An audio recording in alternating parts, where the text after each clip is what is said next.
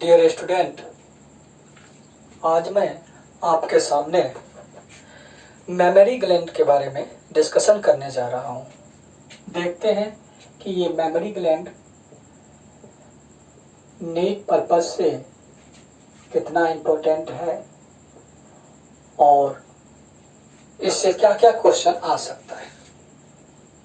हम जानते हैं कि मेमोरी ग्लैंड को ब्रेस्ट भी बोलते हैं। क्या है मेमोरी ग्लैंड? आपको मालूम होगा कि ये कंपाउंड ट्यूबुलो-सैकुलर ग्लैंड है। मैंने बताया कंपाउंड ट्यूबुलो-सैकुलर ग्लैंड, कंपाउंड लो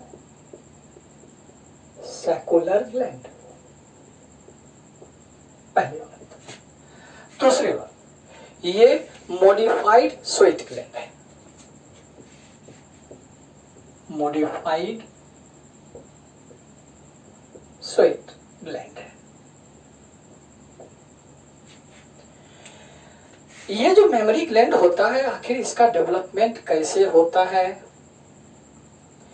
और क्या फंक्शन करता है, इसमें कौन कौन सा हार्मोन इन्वॉल्व होता है, इसके बारे में हम जानेंगे। एक्चुअली पेक्टोरालिस मेजर मसल, हम जानते हैं कि पेक्टोरालिस मेजर मसल्स यहाँ होता है और इस पेक्टोरालिस मेजर मसल्स पे जब फैट या एडिपोज टिश्यू का डिपोजिशन होता है तो मेमोरी ग्लैंड का डेवलपमेंट स्टार्ट होता है under the influence of a few hormones. देखेंगे कि इसमें से कौन कौन सा हार्मोन्स इन्वॉल्व होता है, जैसे एस्ट्रोजन होता है, प्रोजेस्टेरोन होता है, फिर प्रोलैक्टिन होता है, ऑक्सीटोसिन होता है। इन सभी हार्मोन्स का इसमें इन्वॉल्वमेंट होता है, इसके बारे में भी हम देखेंगे। तो दूसरा क्वेश्चन एक ये भी बनता है कि किस मसल्स पे बन रहा है, तो पेक्टोरालिस मेजर मसल्स पे। हमने बताया पेक्टोरालिस मेजर मसल्स, इसी मसल्स पे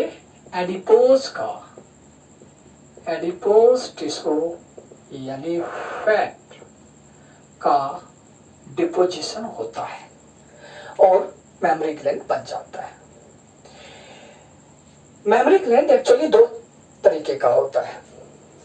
There are two types of the memory gland. One is the simple memory gland and other is the complex memory gland. Question उठता है कि हम लोगों में कौन सा मेमोरी ग्लैंड है। ह्यूमन बीइंग्स में जो फीमेल होती है, उस फीमेल में कौन सा ग्लैंड है, तो कुछ आंसर है कॉम्प्लेक्स मेमोरी ग्लैंड है। तो इस मेमोरी ग्लैंड का अगर हम टाइप्स देखते हैं तो हमने देखा कि एक सिंपल मेमोरी ग्लैंड है और दूसरा कॉम्प्लेक्स है, कॉम्प्लेक्स मेमोरी ग्लैंड। ये सिंपल कॉम्प्लेक्स किस बात पे डिपेंड करता है, इसको समझते हैं। हम जानते हैं कि जब आप इसके मिल्क के पाथ को जब आप देखेंगे कि मिल्क का जो इजैकुलेटरी पाथ है वो कैसे होता है, तो उसमें आप देखेंगे क्या होता है। मैं एक पाथ पहले बना देता हूं और उसके बाद जब मैं स्ट्रक्चर बनाऊंगा तो उसमें भी मैं दिखाऊंगा। तो सबसे पहले होता है मेमोरी लोब, मेमोरी लोब के बाद होता है मेमोरी एल्वेलाई और उसके बाद होता है मेमोरी डक्ट और मेमोरी एल्वेलाई के बाद होता है मेमोरी ट्यूब्यूल, मेमोरी एल्वेलाई के बाद होता है मेमोरी ट्यूब्यूल और मेमोरी ट्यूब्यूल्स के बाद होता है आपका मेमोरी डक्ट और उसके बाद होता है मेमोरी एम्पुला। तो मेमोरी डक्ट, उसके बाद मेमोरी एम्पुला और इसके बाद मेमोरी एम्पुला के बाद अल्टीमेटली आएगा लैक्टिफेरस डक्ट।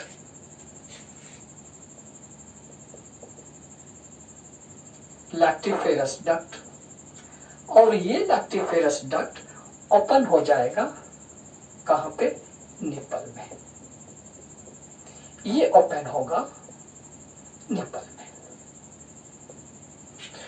तो हमने ये देखा है कि ये एक बात है, और यहां से क्वेश्चन भी आता है, ये सीक्वेंस का क्वेश्चंस भी बन सकता है। तो memory lobe, memory alveoli, mammary tubules, memory duct, mammary ampulla, lactiferous duct और निपल।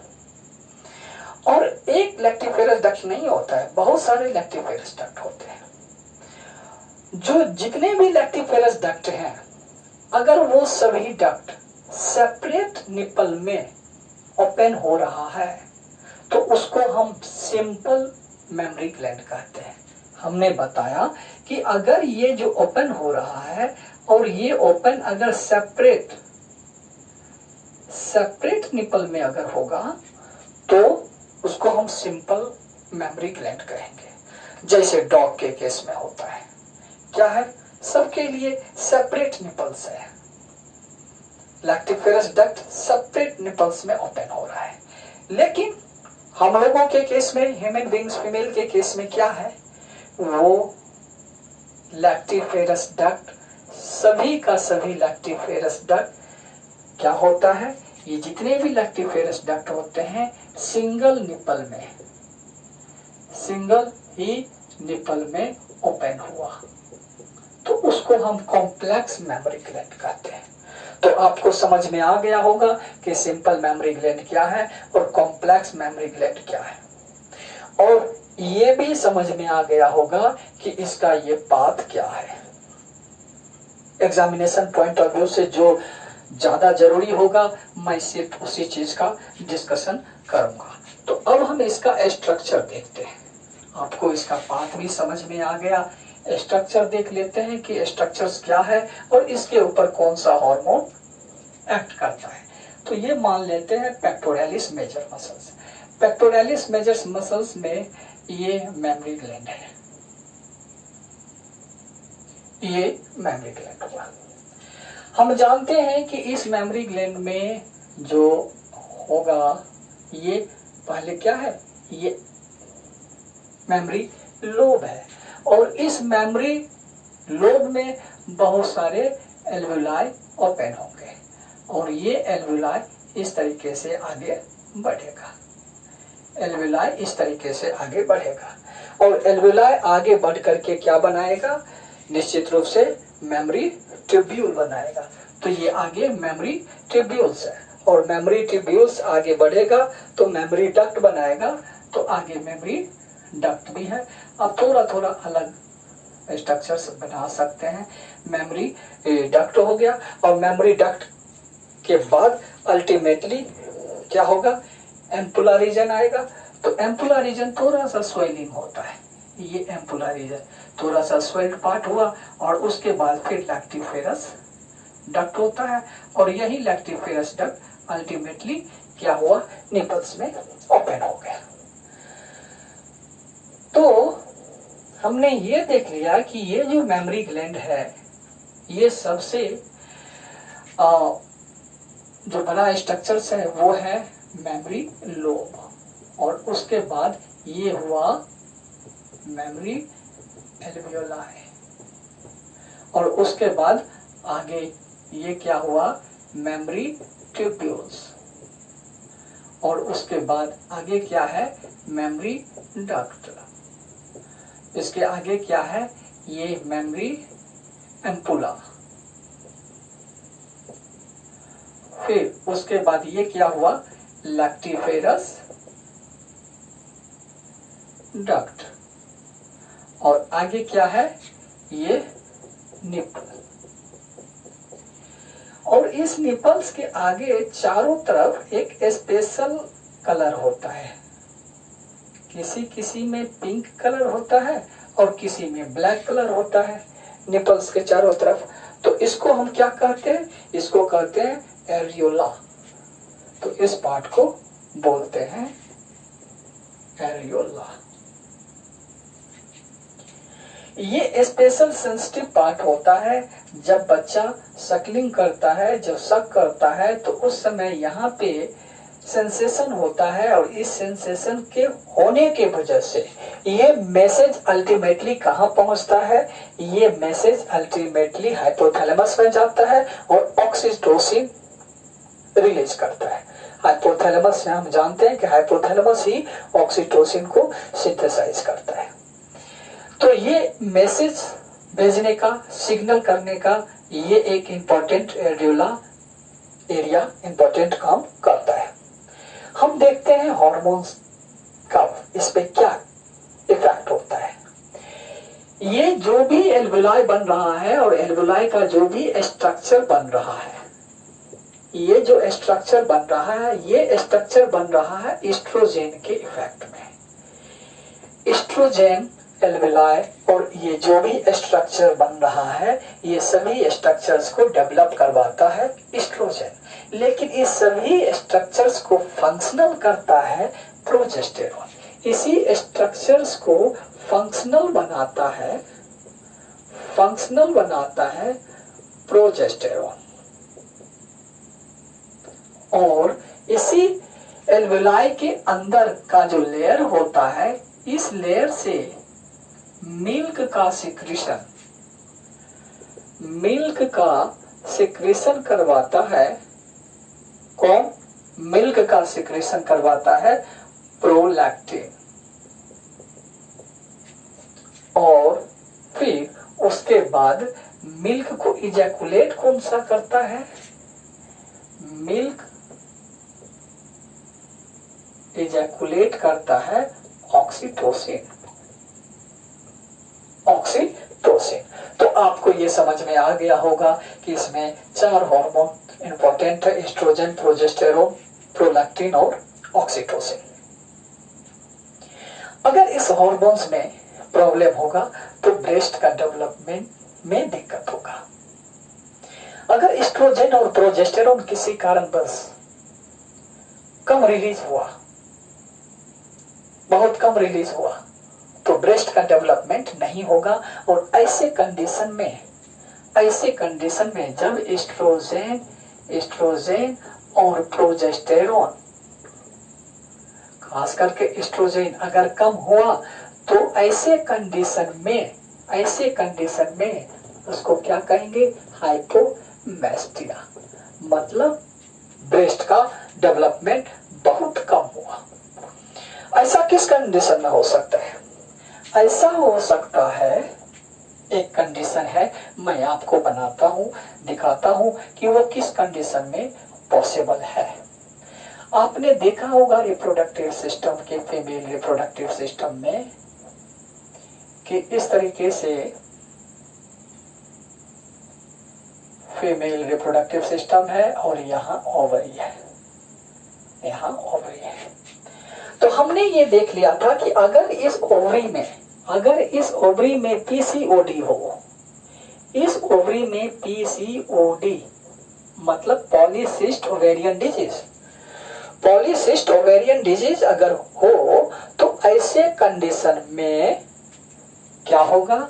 ओवरी के, क्योंकि ओवरी के कॉर्टेक्स रीजन से ही फॉलिकल्स बनता है और फॉलिकल्स का डेवलपमेंट होता है, उसी से एस्ट्रोजन निकलता है।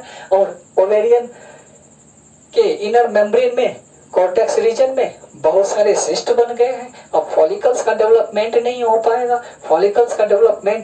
पाएगा, तो अल्टीमेटली एस्ट्रोजन रिलीज नहीं होगा, और होगा भी तो बहुत कम होगा। तो ऐसे कंडीशन में जब एस्ट्रोजन नहीं होगा तो इसका स्ट्रक्चर ही नहीं बन पाएगा, और स्ट्रक्चर नहीं बन पाएगा तो हाइपोमेस्टिया होगा।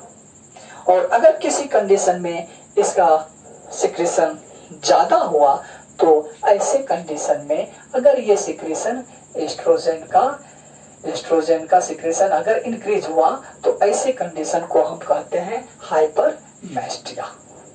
ऐसे कंडीशन को हम क्या कहते हैं? मैंने बताया, ऐसे कंडीशन को हाइपरमेस्टिया बोलते हैं। तो उम्मीद है कि आपको ये सारी चीजें समझ में आ गया होगा कि ग्लैंड्स क्या है और हाइपरमेस्टिया क्या है, और इसमें कौन कौन सा हॉर्मोन्स इन्वॉल्व रहता है। तो अल्टीमेटली हमने ये देख लिया है।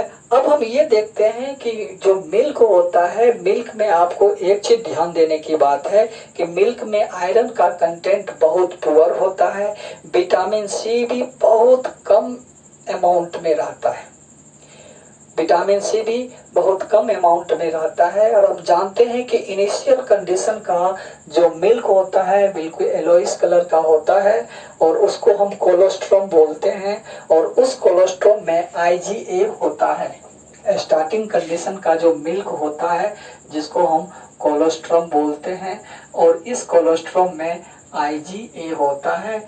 ये एक इम्पोर्टेंट एंटीबॉडी होता है, और ये एंटीबॉडी न्यूबॉर्न बेबी को इम्यूनिटी प्रोवाइड करता